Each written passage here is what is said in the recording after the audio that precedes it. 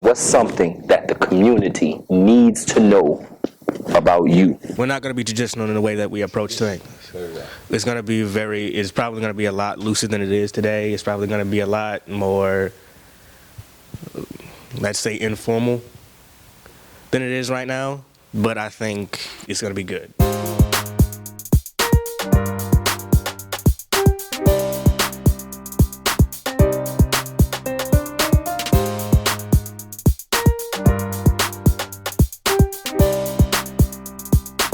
Hi team, this is Leonard Zanders and welcome to an episode of The Future. We have a great panel here. Let's get into introductions starting on my right. Hi guys, my name is Mark Robinson. My name is Maraja Henderson. My name is Freedom Richardson. My name is Walter Wood. My name is Larry Hahn. My name is Jeremy Reed. My name is Janisha Cameron. My name is Blake Brooks. Hi, my name is Perion Landry. Today we talking politics. We talking Trump. We talking government. I'm going to ask you to rate our president on a scale of 0 to 10, 10 being the highest. I rate Trump like a 3 because I don't really know what his goals are or like what his agenda is. Like, is he really trying to benefit us or himself? Who has an idea of what his goals and agenda is? Tax cuts for the rich and banning people who aren't of the fairer skin tone from the country. I think I would rate Trump a 2 because of all the things that I know about him. He seems kind of immature. I think something that's fundamentally wrong with building the wall is it's ineffective. It's not the best way to go about spending our tax dollars when we know we're 17th in the world in education, but number 1 in freedom. And 2, I just think that it's not the most coherent approach to take.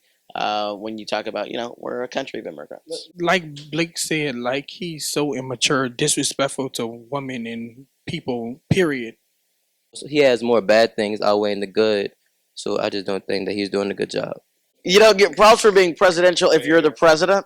I think any decent human being, you don't have to be president to care about folks that are, have genuinely had their lives torn apart and thrown into jeopardy. Though I am critical of 45, I will say something that I do admire that he's been able to do is challenge Democrats to go above and beyond to meet the common needs of the common people. Where it's like whenever you're looking at things like the tax proposal, the Affordable Health Care Act, we're expecting our Democratic elected officials that represent, districts like ours to be even more fierce in their fight for our interests. And then the ones that are playing softball are the, ones playing along to get along, faking the funk when the music's not good. It's like you're seeing it more and more. And so I just, I'd have to thank them for that because now not to check their names in the ballot box. Some of the people that are inside of the system, they have the same mindset as Donald Trump. So they might agree with him and not want to object on some of the things that he says. We had Obama's slogan, "Yes, we can." I think that's pretty important in this day and age too, because in the that means we all come together to help fight back and push things that we believe are right and just in this society and community. So you mentioned that social media is a very important tool where you communicate with your peers. That is something that we can start doing. You don't have to watch the news to get your news. And if you're intent on making a difference, if you know the reforms that are being passed out of Washington, Baton Rouge, and City Hall on Poydras Street, we know that there's things that we can do locally here in order to affect change. I've kind of backslid in my consumption of the media, of news and politics, and I need to get back on my game if I want to be an active part of my local government.